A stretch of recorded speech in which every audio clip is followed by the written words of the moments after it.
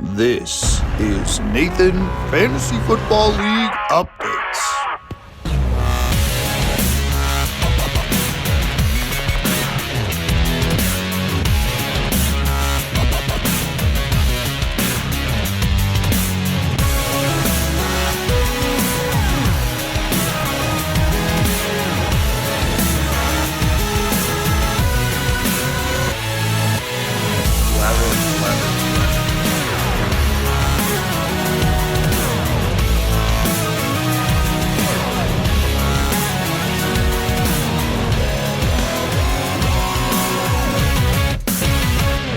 Nathan, Fantasy Football League Updates. Welcome back. We are just a few days away from the beginning of the 2025 season. You guys saw the draft video. Things went crazy in the first round, so it's time to figure out what everybody else did. And let's start with our power rankings. We begin with our bottom three teams, or our bottom feeders tier list.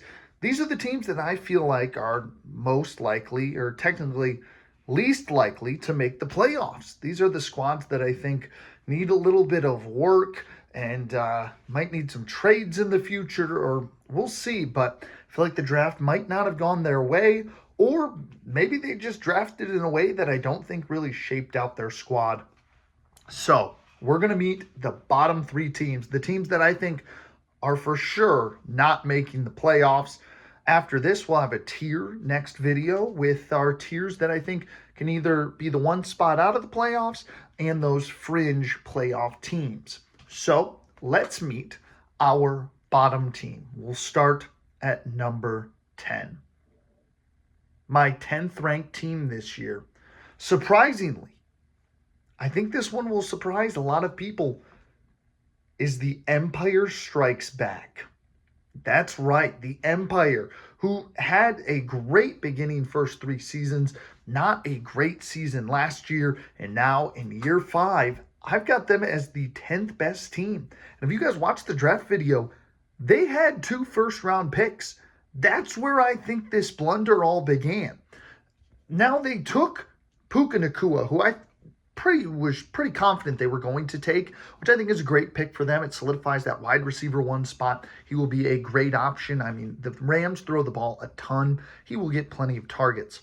However, they went out and drafted with pick 7, Christian McCaffrey, the 2024 bust of the year from last year, the number 1 overall pick. He only played a handful of games because he has Achilles tendonitis in both legs. Now, my faith in Christian McCaffrey this year is at an all-time low. I don't think he's going to be able to return to form. I don't think he's going to be that useful. He's probably going to see some injury time, miss some good time this year. I just don't believe it. But there is a world where the risk pays off. Christian McCaffrey returns to form. He's really good. It's kind of been that 1 year off, 1 year on for Christian McCaffrey. If last year was an off year, this year supposed to technically be an on year. So maybe Christian McCaffrey finds a way to really solidify things.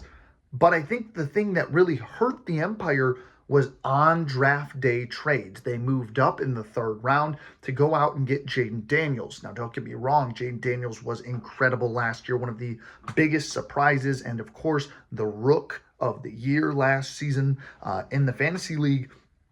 But we saw it happen with C.J. Stroud. Is the sophomore slump a thing? Don't really know. We're going to have to find out. I do think he'll be really good this year. That 1, 2, 3 punch feels good for the most part. But this is where the rest of the team doesn't really elevate and boost the rest of the roster, I feel like. Your quarterback 2 is Cam Ward, a rookie that you're hoping catches fire as the number 1 overall pick. But do we know he will? Major question mark there. Breece Hall, he might lose a lot of touchdown touches to Justin Fields. We don't know, but I think I'm on the Breece Hall train. I think he could have a really good year. So I'm okay with that running back 2. Your wide receiver 2 is Xavier Worthy. A lot of question marks there. Will he break out of that sophomore slump? And then you've got Travis Kelce. It's him and CMC, who I'm like, I don't think they can return to the form we once knew them as. Travis Kelce, a horrible year as the starter in Kansas City. Don't really know. I think he might be on the way out as an elite tight end.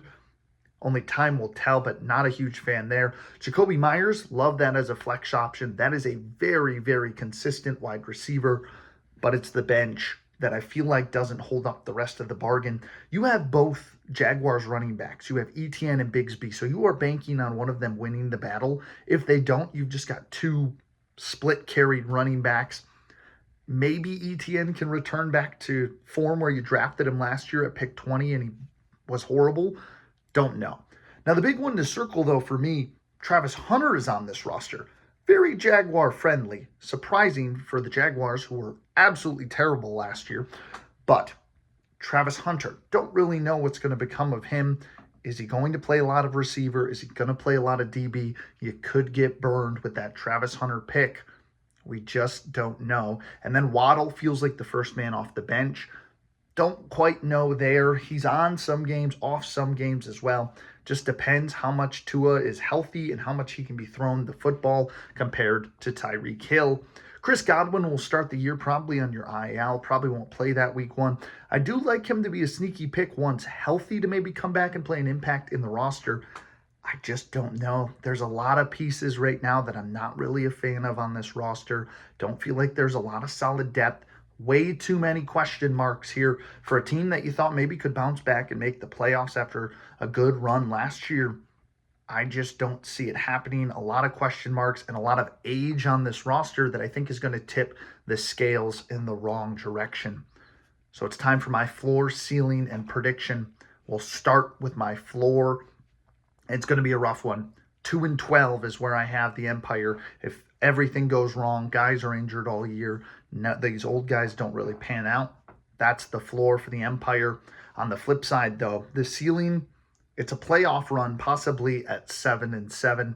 I don't see them being better than 500 right now, unless you get a breakout from Cam Ward, CMC returns to form, and Travis Hunter and Travis Kelce, for that matter, are really, really solid.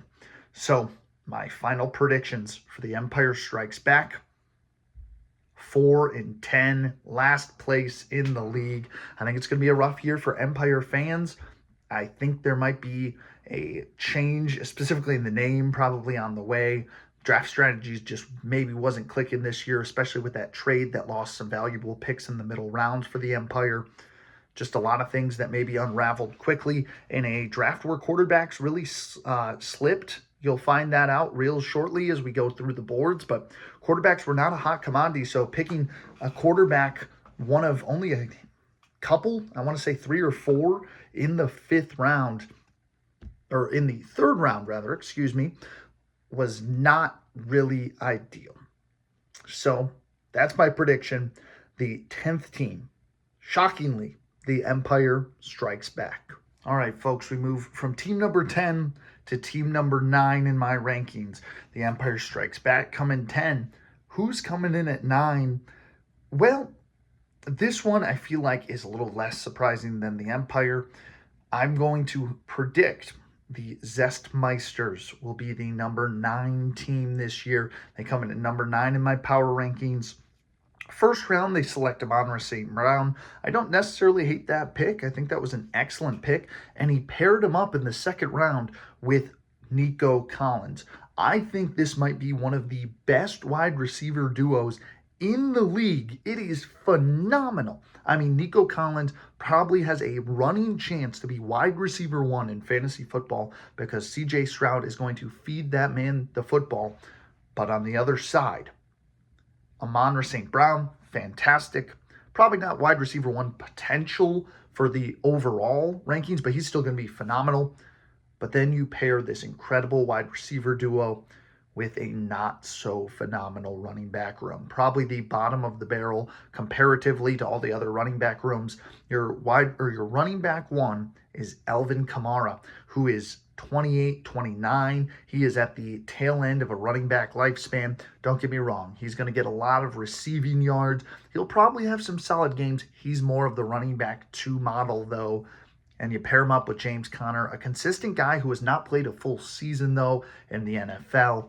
A lot of question marks there between those two. They'll probably be solid. They will be consistent, but they're nothing spectacular that you can really shape up with a wide receiver room like you have, one of the top receiving rooms and a bottom running back room. And then the quarterback room, way too many question marks. Patrick Mahomes comes in to play in the third round, and you pair him up with Michael Penix as your QB2. Don't really know what to expect this year from the Zestmeisters, unfortunately. QB3 is Aaron Rodgers. Just so many question marks. Mahomes was a guy that last season, just wasn't himself. He barely scored 20 fantasy points in any of the weeks. He was just a very much QB2 type of style, but because he is Patrick Mahomes and we can see he can put up 50 touchdowns in a season, he has that potential. I just don't know if he has the weapons with Travis Kelce aging, Rashee Rice maybe not even playing some of the games this season, and Xavier Worthy, we don't know if he'll take that next step. And then Michael Penix, this will be his first year starting full-time under center as the starter. We don't know what we're going to get with that quarterback room. So I am very hesitant on the direction of this quarterback room. Don't know what to expect. So right now you kind of see 10 out of 10 rating on the wide receiver room. Running back room, I give it about a 2 out of 10. And the QB room, just so many question marks. So I give it a 5 out of 10. Might be good, might be bad. We're right in the middle. We don't know yet.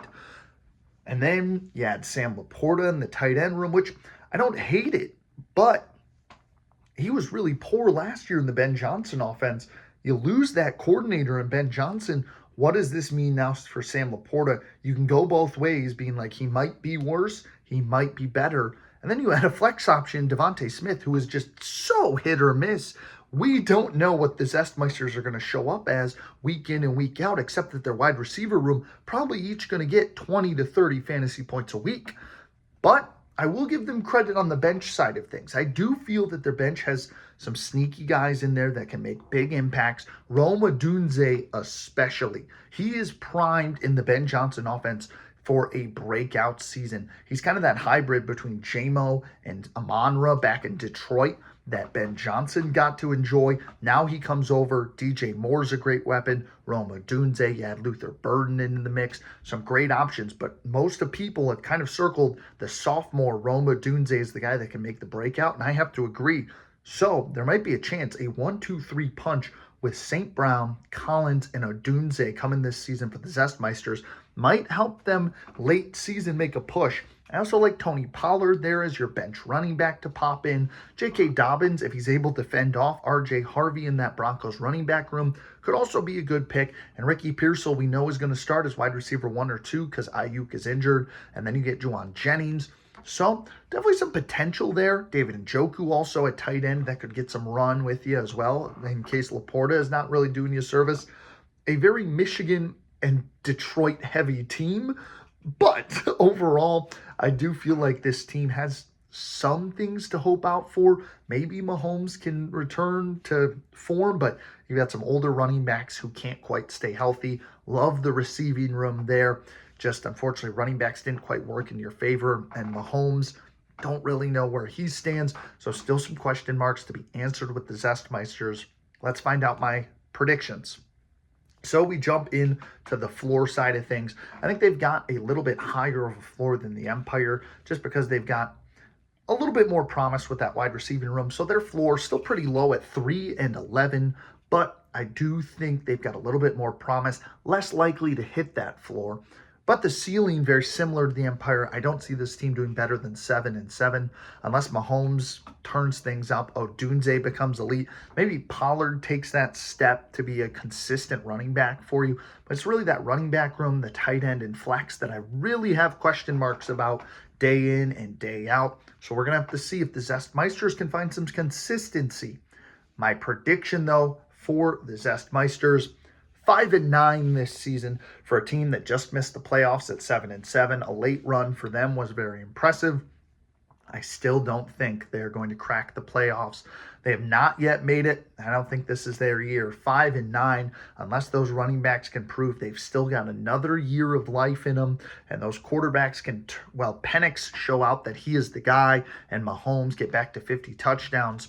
Don't really know if this team can make a playoff push, but 5-9 is my prediction for the Zestmeisters this season. So there you go. Empire at 10, Zestmeisters at 9. Let's find out my number 8 team. All right, we are coming at you, Nathan Fantasy Football League, with my number 8 team. A team that I think out of the 3 has the best shot to make the playoffs, but also just way more question marks than I think answers we have ahead of the 2025 campaign. That team, Linden the Crow. No surprise to anybody, their first pick in the draft was round 2, pick 14. And then they had about 14 or 15 picks in the middle rounds in the 4th, 5th, 6th, and then 7th round. And they did a lot of damage with that, I have to say. They did do a lot better than I think a lot of people speculated, specifically me.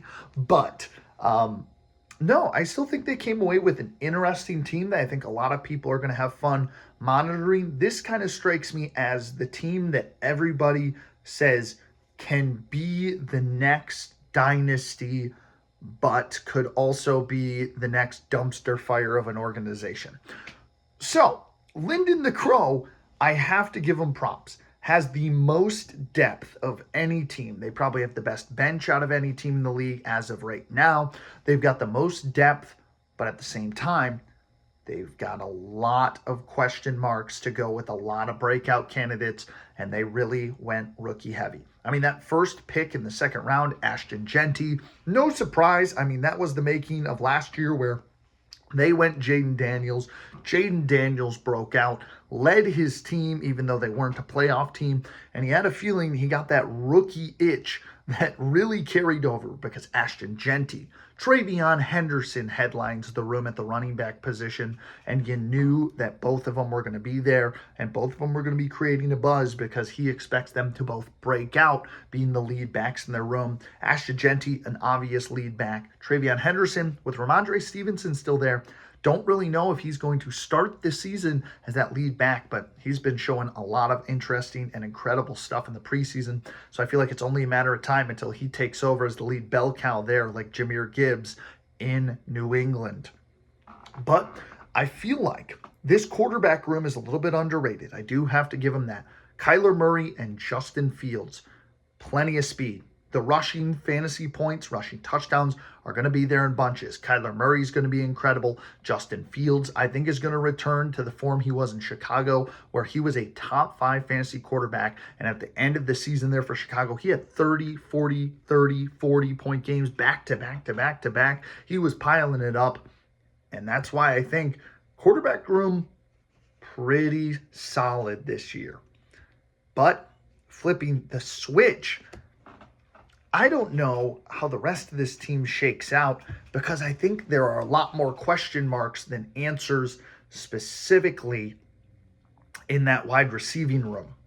Devontae Adams and Marvin Harrison Jr. You bring back Mr. Inconsistent from last year. You thought he'd have a rookie breakout. Now you're hoping for the sophomore breakout. So you stack him with Kyler Murray and hope every time Murray throws a passing touchdown, it's to Marv. We'll find out. I feel like maybe Marvin Harrison could break out, but again, I'm very skeptical, and Devontae Adams feels a little too old at this point. He's going to get plenty of targets, so you're hoping for him to be consistent. I just don't know. And then your tight end, TJ Hawkinson, also just feels a little old. He didn't get a lot of targets even last year when he came back healthy in an offense that feeds Justin Jefferson. But I will say, Chuba Hubbard, pretty consistent. I do really enjoy Chuba Hubbard as to be a consistent force in your running back room. The bench, though, very, very depthy. Calvin Ridley could be really good if Cam Ward is really good. DeAndre Swift, he's the only running back in that room for Chicago, really. Ben Johnson's going to give him the workload. Between David Montgomery and Jahmyr Gibbs in Detroit, it's just DeAndre Swift. He's going to do it both ways. That Monty and Gibbs do it in the Lions offense under Ben Johnson. I think Swift will be pretty solid. Diggs on a new team coming off a pretty serious injury after playing a season in Houston. Can he kind of shape things again, return to form? With Drake May, who's primed for a breakout season, there's a possibility there. We don't know. Kyle Pitts feels like a trap every year because everybody always hypes him up, and now he's got a new quarterback in Michael Penix full-time. Is this the year Kyle Pitts finally breaks out? I doubt it. Javonte Williams is the lead back in Dallas. Cam Scatterbo, another rookie running back that, if he's able to take over running back one, could be really solid. And really, this team hinges on the doors of your rookies. If Cam Scatterbo breaks out, if Travion Henderson breaks out, if Ashton Genty breaks out, as rookies, could be a really good year. A really, really good year for Lyndon the Crow because they have so much depth. And if he can get the older guys to be consistent and these quarterbacks can play like they have shown in the past to be elite fantasy quarterbacks, this could be a really good team. So looking at my projections, the floor, decently low, 4-10. The floor, it could be a dumpster fire this season for the Lyndon the Crow if the rookies don't pan out. If the old guys are playing like old guys and just very inconsistent, no longer scoring a lot, could be in deep trouble. The ceiling, though, if the old consistent veterans play consistent, every week is 15. Devontae Adams is chugging out still 20-point performances. The quarterbacks are playing elite. This team might have one of the highest ceilings compared to their floor, 10-4 this season for the Lyndon the Crow. If everything goes right, these rookies pan out, if the quarterbacks are really good, if everything goes well and the pieces of the puzzle fall together, this could be a top team in the league, which is scary to say. But that's what happens when you have so much depth. You take some risks and try to pair it with some consistent talent. Could be really good. But my prediction, though, I don't know if all of the pieces are going to fall in place. I think some of these old guys won't really shape out. Some of the young guys might shape out, but I don't think all of them will. I think it's a 5-9 season for Lyndon the Crow. I think it's a disappointing end to the year. I think they might start out really well, but then the wheels might fall off the bus, or vice versa. They might start out slow to the point where when they start heating up at the end of the year, it's already too late. Way too many question marks with this team to feel comfortable. So I'm sure this team will not be ranked at the 8th spot by the end of this season. But we'll find out, right? That's the fun of it all. Lyndon the Crow, my number 8 team, rookie-centric squad. So if you like potential and you don't know what you're going to get on a week-to-week basis, this is your team. The number 8 team that could, in my opinion, shock a lot of people maybe come season time. So that'll conclude this video. Your bottom feeders, the Empire Strikes Back, the Zestmeisters, and Lyndon the Crow. 10, 9, and 8. Next time, we're going to get you the 7th ranked team, my 6th ranked team, and my 5th ranked team. All coming up shortly before the season starts here on the Nathan Fantasy Football League Updates Sports Channel.